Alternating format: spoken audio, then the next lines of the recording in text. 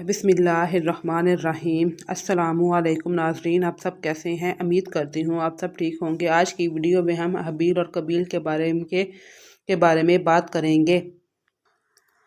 कुरान करीम खुदावंद ज़ुल जलाल का फरमान है, और ए मोहम्मद, इनको आदम के दो बेटों कबील हबील के सच्चे हालात पढ़कर सुना। जब इन दोनों ने खुदा की बारगाह में कुछ न्याज कुर्बानी की तो एक की कुर्बानी तो कबूल हो गई, लेकिन दूसरे की कुर्बानी कबूल ना हुई। तो कबील हबील से कहने लगा, मैं तुझे कत्ल कर दूंगा। इसने कहा कि अल्लाह मुंतकियों की है, कुर्बानी कबूल फरमाया करता है। अगर तू मुझे कत्ल करने के लिए मेरी तरफ हाथ बढ़ाएगा तो मैं तुम्हें कत्ल करने के लिए तुम्हारी तरफ हाथ नहीं बढ़ाऊंगा। मैं तो अल्लाह से खौफ से डरता हूँ, जो तमाम जहानों का परवरदिगार है।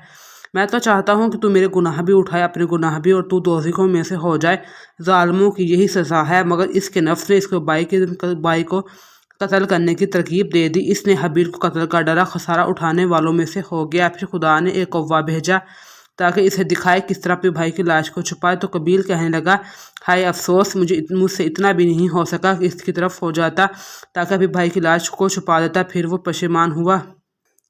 वीडियो शुरू करने से पहले आप सबसे एक गुजारिश है कि मेरी वीडियो को लाइक, शेयर, एक प्यारा सा कमेंट और चैनल को ज़रूर सब्सक्राइब कीजिएगा, और साथ ही बेल आइकन ज़रूर प्रेस कीजिएगा ताकि मेरी हर आने वाली वीडियो आप तक बआसानी पहुंच सके। चलें हम अब अपने मौजू की तरफ चलते हैं। इस किस्से के बारे में हम अपनी तफसीर इब्न कसीर में सूरह माइदा के अंदर जो मज़कूरा आयत के तहत काफ़ी कुछ बयान कर चुके हैं, और उस पर अल्लाह ही के लिए तमाम तारीफ़ें हैं। इस बारे में जो कुछ पहले उलमा ने बयान कर दिया है, इसका खुलासा यहाँ जिक्र करते हैं इंशाअल्लाह।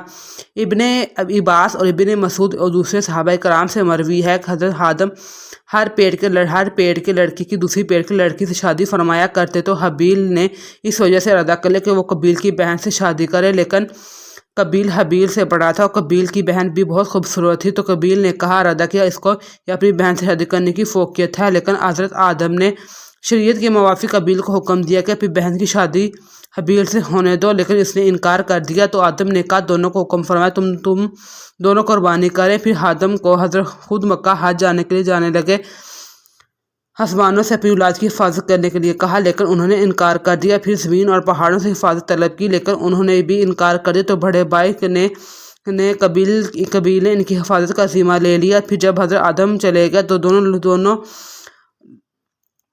तो दोनों भाइयों ने राय खुदा में कुर्बानी की। एक हबील ने तो एक उम्दा फरबा जानवर राय खुदा में कुर्बान किया जो बकरी थी, क्योंकि ये बकरियों वाले थे, कबील ज़रात वाले थे। हालांकि इसने रद्दी फसल का एक कटा कुर्बानी तो आग नाजिल हुई,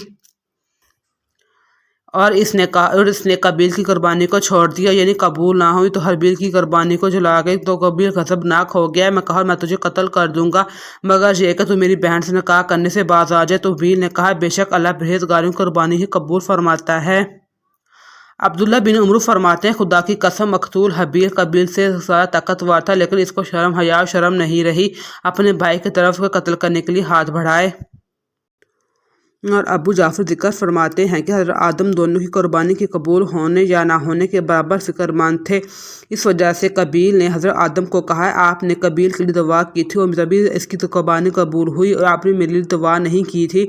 और कबील ने हबील को धमकी दी।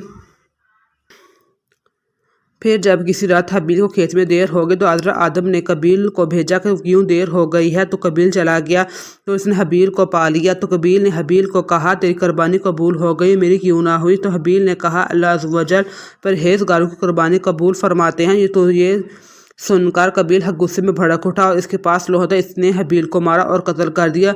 और एक कौल ये भी है, कबील ने पत्थर की एक चट्टान हबील के सर पर मारकर इसको हलाक किया, लेकिन जबकि हबील सोया पड़ा था। इस तरह कबील ने भाई का सर कुचल डाला। और एक कौल ये भी है, कबील ने हबील को गला घोंटना था, इस तरह इसको गला काटा जिसे दरिंदे करते हैं, जिससे वो मर गया।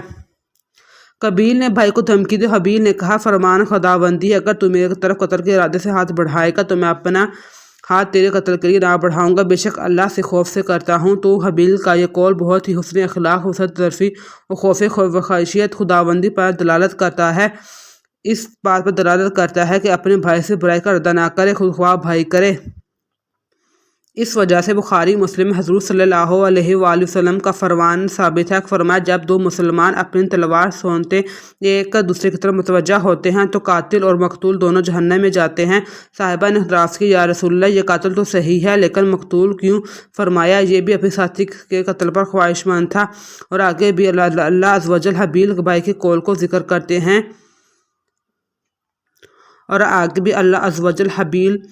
حابیل بھائی کے قول کا ذکر کرتے ہیں، بے شک میں ارادہ کرتا ہوں کہ تو میرے اور اپنے گناہ اٹھا، اس طرح تو جہنمی ہو جائے، اور یہ ظالمین کا بدلہ ہے۔ یعنی مراد ہے کہ میں تجھے قتل کرنے کا خیال ترک کرتا ہوں، اگرچہ میں نے تجھ سے قوی اور بہادر ہوں، اس لیے میں نے عہد کا پختہ ارادہ کر لیا ہے۔ اس طرح تو میرا گناہ بھی اپنا گناہ بھی اٹھائے گا، میرا گناہ یعنی میرے قتل کا گناہ، اور تیرا گناہ یعنی وہ گناہ جو تو پہلے کر چکا ہے سب اٹھائے گا۔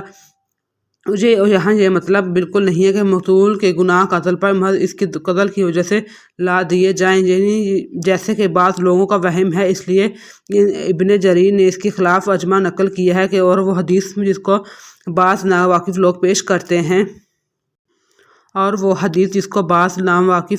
کرتے ہیں حضور صلی اللہ علیہ وسلم نے فرمایا قاتل مقتول پر کوئی گناہ نہیں چھوڑتا۔ تو اس حدیث پر کوئی اصل نہیں ہے، نہ ہی کہ حدیث کی کتابوں میں کہیں اس کا ذکر ہے، نہ ہی صحیح سند کے ساتھ، نہ ہی حسن کے ساتھ، نہ ہی ضعیف کے ساتھ۔ ہاں لیکن قیامت میں بعض لوگوں کے ساتھ ایسا اتفاق پیش آ سکتا ہے، مقتول قاتل سے اس کا ظلم کا بدلہ طلب کرے لیکن قاتل کی تمام نیکیاں بھی اس کے ظلم کو پورا نہ کر سکے، پھر مقتول کے گناہ اس کے قتل کے سر پر لا دیے جائیں گے۔ اور جیسا کہ صحیح حدیث سے تمام مظالم ایسی نوعیت کی تعید ہوتی ہے اور قتل ان میں سب سے بڑا ظلم ہے۔ مسند احمد، ابو داؤد، ترمذی، ان سب حدیث کی کتابوں میں حضرت سعد ابن وقاص کا حضرت عثمان بن عفان کے خلاف دشمنوں کے فتنوں میں یہ قول منقول ہے۔ انہوں نے فرمایا کہ میں گواہی دیتا ہوں رسول اکرم صلی اللہ علیہ وسلم نے فرمایا عنقریب ایک فتنہ اٹھے گا، اس میں بیٹھنے والا کھڑے ہونے والے سے بہتر ہوگا اور کھڑے ہونے والا چلنے والے سے بہتر ہوگا اور چلنے والا دوڑنے والے سے بہتر ہوگا۔ تو حضرت سعد نے پوچھا اگر میرے گھر میں کوئی داخل ہو کر میری طرف قتل کے لیے درست درازی کر تو پھر کیا خیال ہے؟ آپ نے فرمایا ابن آدم حابیل کی طرح ہو جانا۔ اور ایک دوسری روایت میں حذیفہ بن یمان سے مروی ہے، حضور اکرم صلی اللہ علیہ وسلم نے فرمایا آدم کے دونوں بیٹوں سے بہتر کی طرح ہو جا۔ اچھا یہ تو مقتول حابیل کے بارے میں کچھ تعریفی بات تھی، لیکن قابیل تو اس کے بارے میں مسند احمدی میں ابن مسعود کی حدیث میں حضور اکرم صلی اللہ علیہ وسلم نے فرمایا کوئی جان ظلماً قتل نہیں کی جاتی مگر آدم کے پہلے لڑکے پر بھی اس کے خون کا بوجھ ہوتا ہے، اس لیے کہ وہ پہلا شخص ہے جس نے قتل کی سنت جاری کی۔ اور دمشق کے شمال میں ایک جبل کا پہاڑ ہے، اس میں ایک غار ہے جس کا نام مغارۃ العلام کہا جاتا ہے اور مشہور ہے، جہاں قابیل نے اپنے بھائی حابیل کو قتل کیا تھا، اور یہ بات اہل کتاب سے ملی ہوئی ہے۔ اس کی صحت کے بارے میں اللہ ہی بہتر جانتا ہے۔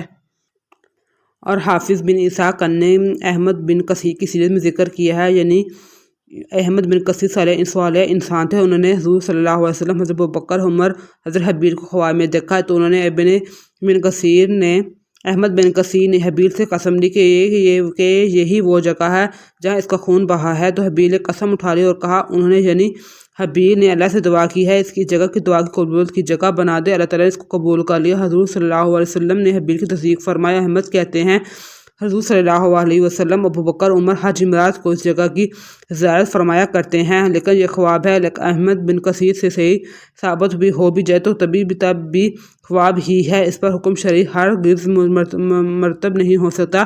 آگے اللہ کا فرمان ہے، پھر اللہ نے ایک کوے کو بھیجا اور زمین کو کریدنے لگا تاکہ قابیل کو دکھائے کیسے وہ اپنے بھائی کی لاش کو چھپائے۔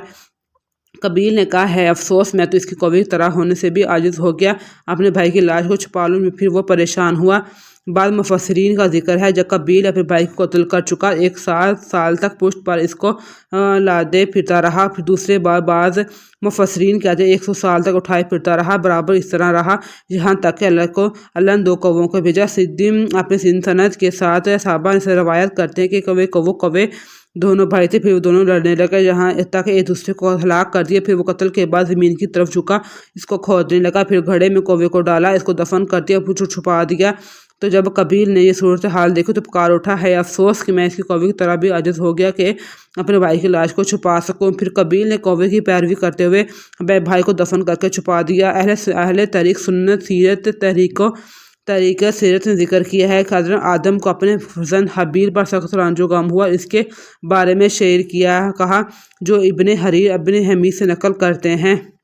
علاقے اور ان کے اہل بدل گئے، پھر زمین کا چہرہ بھی غبار آلود برا ہو گیا، لو اور ہر رنگ ذائقے والی چیز بدل گئی، خوبصورت چہرے کی بشاشت بھی کم پڑ گئی۔ اس پر آدم کو جواب دیا گیا، اے حابیل کے باپ، بے شک دونوں ہی قتل ہو گئے، زندہ اور ذبح کی مردار کی طرح ہیں، یعنی اور اس نے زندہ کے اور مجاہد فرماتے قابیل نے اس کے لیے سزا جلدی ہی مل گئی تھی، اس طرح اس کی پنڈالی اس کی ران کے ساتھ چپٹ گئی اور سورج جہاں تھا پھرتا رہا، اس کے چہرہ بھی خود اس طرح ہی گم جاتا۔ اپنے بھائی کے ساتھ حسد سرکشی گناہ کی وجہ سے اس کو رسوائی عذاب ملا۔ حدیث میں حضور اکرم صلی اللہ علیہ وسلم کا فرمان ہے کہ کوئی گناہ ایسا نہیں ہے اللہ عز و جل اس کی ذات دنیا میں جلدی آخرت میں بھی صاحب گناہ کے لیے عذاب کا ذخیرہ تیار کر رکھے، مگر سرکشی اور ظلم، قطع رحمی یعنی رشتہ داری توڑنا